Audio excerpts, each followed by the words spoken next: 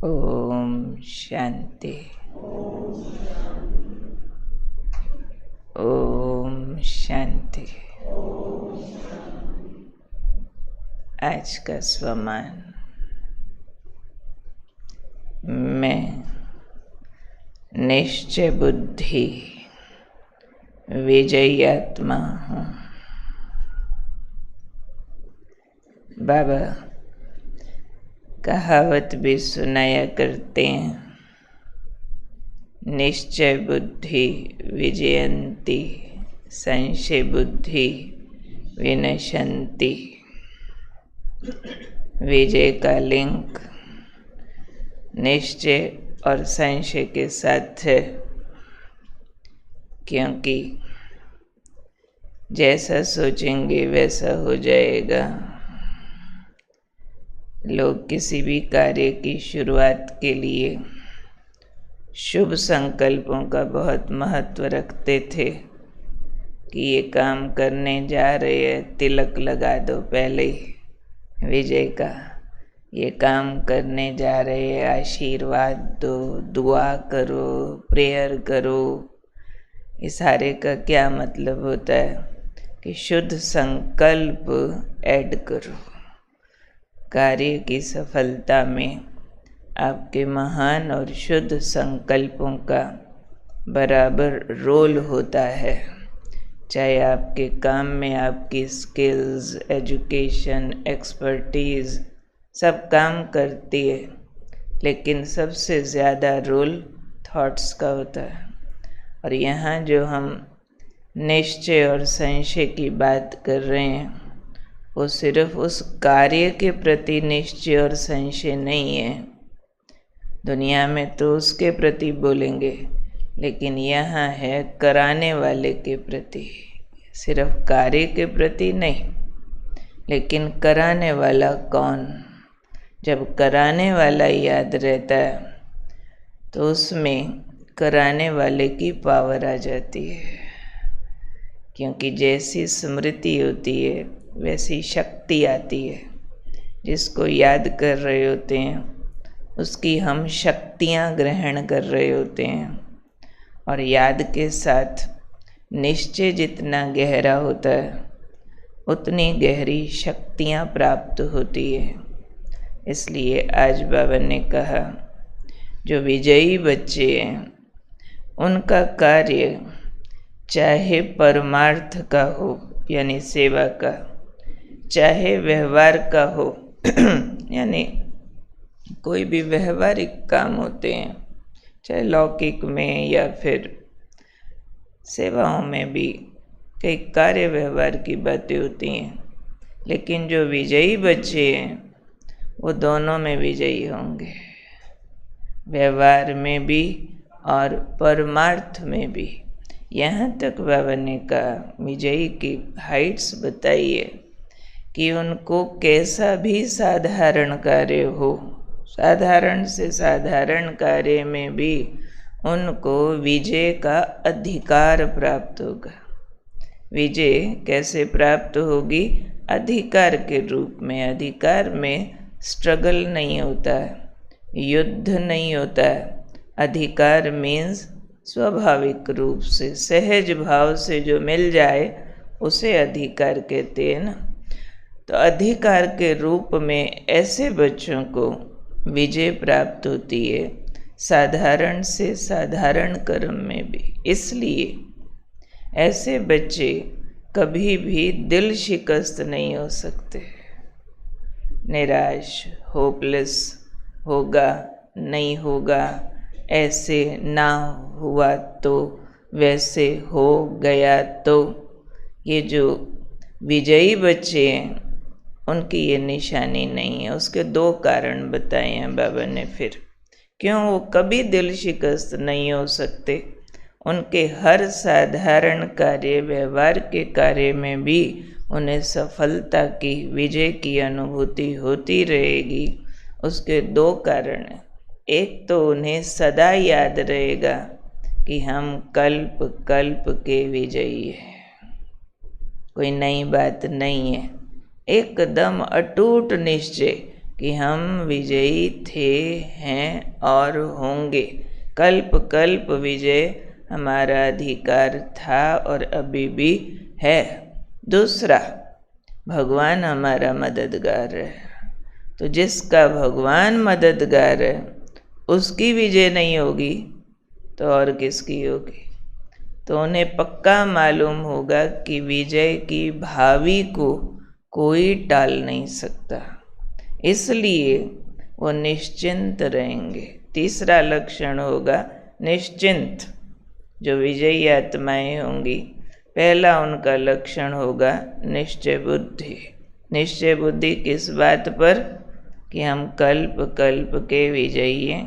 दूसरा, भगवान हमारा मददगार है। जिसका मददगार भगवान है उसकी विजय नहीं होगी तो और किसकी होगी? और याद रहेगा कि इस भावी को कोई टाल नहीं सकता, अटल भावी है। अब हमने निश्चय को, विजय को और निश्चिंत को, तीनों बातों को समझ लेना है कि निश्चय किसे कहते हैं, विजय किसे कहते हैं और निश्चिंत अवस्था किसे कहते हैं। निश्चय, निश्चय यानी भगवान सर्वशक्तिमान है, वो मेरा है, वो मेरे लिए सोचता है, वो मेरा साथी है। उसकी प्रेजेंस फील होना, उसका साथ फील होना और उस अनुसार पॉजिटिव थॉट्स टच होते रहना। निश्चय, निश्चय में गहरा प्यार है बाबा का, साथ की फीलिंग है, सरेंडरनेस की फीलिंग है कि कार्य भी मेरा नहीं है, उसका है। ये वाली फीलिंग निश्चय है ना। तो फिर निश्चय में उसकी शक्तियों पर निश्चय, साथ ही कार्य भी उसका, ये वाला निश्चय, सरेंडरनेस पूरी, उसमें से मेरापन निकल जाएगा, कार्य तेरा, तब कहेंगे निश्चय है। नहीं तो कहो बच्चा मेरा घर मेरा काम तुम कर, वो तो मेरा तेरा अलग हो गया ना। लेकिन अधिकार का, निश्चय वाले को विजय अधिकार के रूप में और भगवान साथी के रूप में, साथी है, मददगार है, मेरा है, ये वाली फीलिंग आएगी। और विजय, विजय दो रूपों से प्राप्त होती है। एक तो जो कार्य जैसा चाहिए था वैसा हो गया, जैसा चाहिए था। जो निश्चय बुद्धि आत्माएं हैं उनको कार्य किस दिशा में सफल होना चाहिए वो चूज़ करना आता है, क्योंकि किस बात में हमें सक्सेस चाहिए ये भी तो चूज़ करना होता है ना, कि मेरे को स्थूल कामों में चाहिए या उसके पीछे मेरा कोई गॉडली पर्पज़ है, कोई विश्व कल्याण का पर्पज़ है। और स्व कल्याण का भी कहा ना, व्यवहार के भी कार्य, स्व कल्याण में भी मुझे आत्म उन्नति है बीच में उस कार्य के, या फिर उन कार्यों के बीच में कोई विकार भरा है, कोई लोभवश कामना रखी है, कोई मोहवश कामना रखी है, कोई अभिमानवश कंपैरिजन और कंपटीशन आया हुआ है कि दूसरे का ये हो गया मेरा भी हो जाए, चल बाबा बैठा है करा ही देगा, मेरा तो होना ही है। अब दूसरे को पता चलेगा कि उससे ज़्यादा अच्छा तो मेरा हो गया। अब ये विजय है, विजय का भी मीनिंग ठीक समझना है ना। तो विजय वालों की कामनाएं निर्विकारी होंगी, स्व उन्नति प्रति यानी आत्मा को निर्विकारी बनाने प्रति, विश्व कल्याण प्रति यानी अन्य आत्माओं को भी पावन बनाने प्रति जो कामनाएं होंगी वो पूरी होंगी। जिसको बाबा ने कहा हुआ है, संगम युग पर हर अच्छी इच्छा, अच्छी यानी पावन बनने की, निर्विकारी बनने की शुद्ध इच्छाएं अवश्य पूरी होंगी। अशुद्ध इच्छाएं भी पूरी होती हैं, पर वो बाबा कहते मैं नहीं करता, रावण तुम्हारी अशुद्ध कामनाएं पूरी करता है, उसको डिफ्रेंशिएट करने की ज़रूरत है। रावण के द्वारा पूरी की गई अशुद्ध कामनाओं को और भड़का देंगी। एक कामना पूरी होगी, 10 और आ जाएंगी, और शुद्ध इच्छाएं ईश्वर बाबा द्वारा पूरी की गई संतुष्टता को जन्म देंगी, अंदर एक शुद्ध आनंद को जन्म देंगी, और उनका कार्य विश्व कल्याण के प्रति होने से वैराग पैदा होगा, और जो कार्य सिद्ध हुआ है उसके कोई उल्टे रिजल्ट नहीं निकलेंगे। नहीं तो रावण अगर हमारी इच्छाएं पूरी करेगा कि मेरे बेटे की फलानी जगह शादी हो जाए वगैरह, उसमें मोह भी है, काम भी है, हो जाएगी, परंतु फिर सताएगी बहुत बहुत, उसके बहुत सारे नुकसान निकलेंगे। एक पोता तो और चाहिए ज़रूर, उसमें काम भी है, उसमें मोह भी है, आ जाएगा, नाक में दम करेगा। बाबा ने कहा हुआ, तो वो विजय नहीं है। विजय माना हमारी आत्मोन्नति, विजय माना विश्व कल्याण। मैं पावन बनूं, दूसरा पावन बने, जिसमें विकार घटते हों, जिसमें स्वर्ग का निर्माण होता हो, जिसमें नरक यानी अवगुणों का विनाश होता हो, वो है हमारी विजय की अवस्था। उसमें कई बार कार्य हो जाएगा जो होना चाहिए था, कई बार कार्य न होना भी विजय होगी। बाद में पता चलेगा ओहो इसमें कल्याण था, लेकिन उसमें वरदान रूप में स्टेबिलिटी मिलेगी, मानसिक स्थिरता रहेगी, वो भी विजय है। कार्य हो गया उल्टा पुल्टा, लोग हो गए विरोधी, पर मन खुश है, मन शांत है, स्थिर है, स्टेबल है, वो कम विजय है क्या?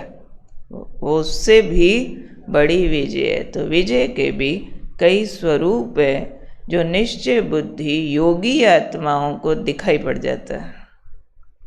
जो निश्चय बुद्धि या योगी नहीं होगा, वो जैसा कार्य होना चाहिए था उसके लिए भोग लगवा रहा, 40 दिन योग लगा रहा, फिर भी वो कार्य नहीं हुआ तो बहुत डिस्टर्ब हो जाएगा। तो वो ना तो निश्चय बुद्धि है, ना वो योगी है। रियल निश्चय बुद्धि, रियल योगी, कार्य हुआ तो स्टेबल, वो भी ऐसे नहीं कि गुब्बारा ही फूट जाए, सोडा वाटर छलांगे मारे, नहीं हुआ तो भी स्टेबल। दोनों बातों में योगी को स्थित प्रज्ञ कहा जाता है। स्थित प्रज्ञ, stable minded, all the time उसकी जो माइंड की वेवलेंथ है एक परमानंद के रस में रहती है, कोई बात से डाउन, कोई बात से अप, ये नहीं। तो ये है विजय का स्वरूप। ऐसे नहीं कि हा हा हा हा वाला, वो तो आसुरी विजय होती है। हाँ नहीं, ठीक है, नॉर्मल खुशी है, ओके है, बाबा का कार्य हो गया, ठीक है। फिर तीसरा स्वरूप है निश्चिंत। अम्मा मरे तो भी हलवा खाना, बीबी मरे तो भी हलवा खाना, भला हुआ तो दुनिया की डेफिनेशन में बुरा हुआ तो, स्टेबल, निश्चिंत है। उसमें कोई भी तरह का ऐसा वाला इनसिक्योरिटी का थॉट नहीं, और उसका हवा नहीं। तो ऐसी आत्माएं जो निश्चिंत रहती हैं, उनकी शक्तियाँ बहुत ज़्यादा बढ़ जाती हैं। निश्चिंत रहने वाली आत्माएं बाबा की शक्तियों का बेस्ट रिसीवर होती हैं, और रिसीव करके उसको चारों ओर फैला सकती है। जिसके अंदर मन में जितनी परसेंटेज में चिंता है, चिंता माना इनसिक्योरिटी, डर, खतरा, तो जितनी परसेंटेज में है उतनी परसेंटेज में उसका डब्बा ब्लॉक है, उसमें कोयले भरे हैं, हीरे भरने की जगह नहीं है। चिंता भरी है तो चिंता में प्रभु चिंतन नहीं भरता है, चिंता में प्रेयर भरती है, रिक्वेस्ट भरती है, बाबा काम करा दो। वो कहेंगे सारा दिन बाबा को याद करती हूँ फिर भी काम तो हुआ नहीं। ये भक्ति मार्ग की भाषा। वो वास्तव में बाबा को याद नहीं कर रहे हैं, प्रेयर कर रहे हैं। प्रभु चिंतन नहीं है, लेकिन उसमें हाँ, मनोकामनाएं हैं, भीख है, उसके अंदर रिक्वेस्ट है। राजयोग में रिक्वेस्ट नहीं होती, राजयोग में प्रेयर नहीं होती, राजयोग में अधिकार होता है, निश्चय होता है, निश्चिंत अवस्था होती है। इतना निश्चिंत कि जो करोगे ठीक, तेरा भाना मीठा लगे। हुआ तो भी उतना अच्छा, ना हुआ तो भी उतना ही अच्छा। अपना जो चिंतन है उसमें चिंता प्लस नहीं होगी। ये विजयी आत्माओं के लक्षण हैं। इसलिए आज सारा दिन हमने माला जपनी है। मैं निश्चय बुद्धि विजयी निश्चिंत आत्मा हूँ। जो होगा अच्छा होगा, जो हुआ अच्छा हुआ, जो हो रहा है ये अच्छा अच्छा अच्छा का बाजा बजना ही विजय है वास्तव में। अच्छा लगता रहे, हर एक चीज़ में से अच्छे का टेस्ट आता रहे, कहीं मुंह कड़वा ना हो जाए, उदासी ना आ जाए, किसी के लिए मैल ना आ जाए अंदर। तो ऐसी हैं हम विजयी आत्माएं। चेक करना, चेक करके उसको करेक्ट करना, करेक्ट करके फिर उसको अप्लाई करना, ताकि हम विजयी प्रसिद्ध हो जाएं दुनिया में। हमारी विजय हमारे बाप को प्रत्यक्ष करेगी कि इनका कमांडर कौन है। पता चलेगा कौन लीड कर रहा है। ये सारे ही जीते जा रहे हैं, ये इतने बड़े बड़े योद्धा, तो इनको कौन पढ़ा रहा है, कौन कमांड्स दे रहा है, वो पता चलेगा। तो उसके कमांड्स को ठीक समझ करके ठीक पालन करना, तो ये है मेरी निश्चय बुद्धि विजयी अवस्था। जितना निश्चय उतनी विजय, उतनी निश्चिंत अवस्था। बेस है हमारा निश्चय, बेस है निश्चय। जितनी विजय में डावाडोल या निश्चिंताई में डावाडोल, उतना समझ जाओ बाबा पर निश्चय में डावाडोल। निश्चय उसी को कहते हैं जो डिपेंड करें, हम उस पर डिपेंड करें, रिलाय करें। बाबा बैठा ना अच्छा होगा, रिलाय। जैसे बच्चा मम्मी डैडी के आगे निश्चिंत होता है, ये थोड़ी सोचता है आज खाना मिलेगा कि नहीं मिलेगा, क्या होगा। उसको क्या चिंता है, मम्मी डैडी को चिंता है कि कल को बड़ा होके इस बच्चे के लिए क्या पैसा कितना चाहिए। माँ बाप बैठे है ना।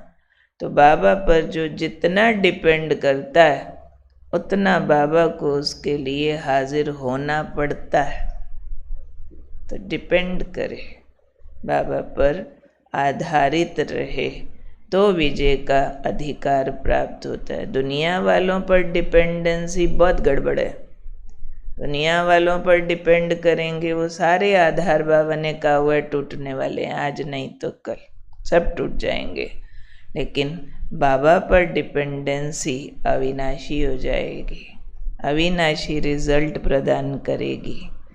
तो यही है हमारी वास्तव में डबल लाइट अवस्था, डबल लाइट फरिश्ता। आज के महावाक्य में बाबा ने कहा है, वतन में जाता आ जाता है, मेरा कुछ नहीं, आने और जाने का अभ्यास करता रहता है। तो आज का अव्यक्त महावाक्य सुनते हैं।